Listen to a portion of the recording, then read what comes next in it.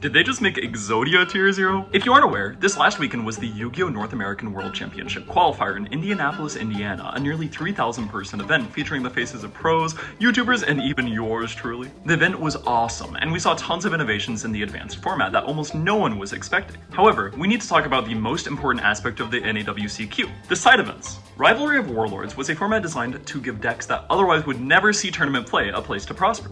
The host of these events take pre-built decks and give them out randomly to players.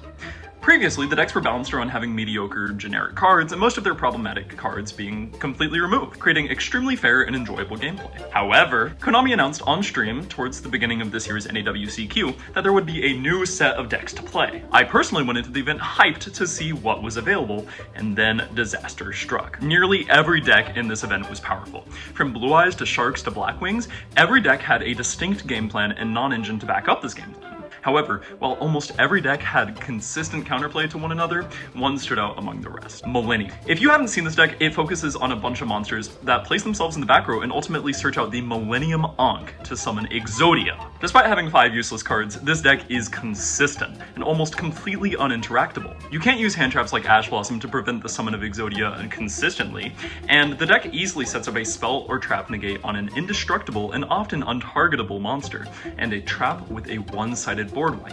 This deck is nuts. Nearly every deck in the format relies on sticking a ton of monsters to the field uninterrupted, or setting a ton of back row, but the deck immediately counters both of those plays. Further, the only way to actually prevent the activation of Millenium Ankh is getting lucky ashing a Searcher, or the card Dominus Impulse, which is currently only in Sharks, making Sharks the second best deck in the format. Admittedly, we haven't seen every deck list yet, so if you know of any others that can deal with EXODIA, please let me know in the comments. Otherwise, we better strap in, because it looks like we might just have to play Time Wizard for a while.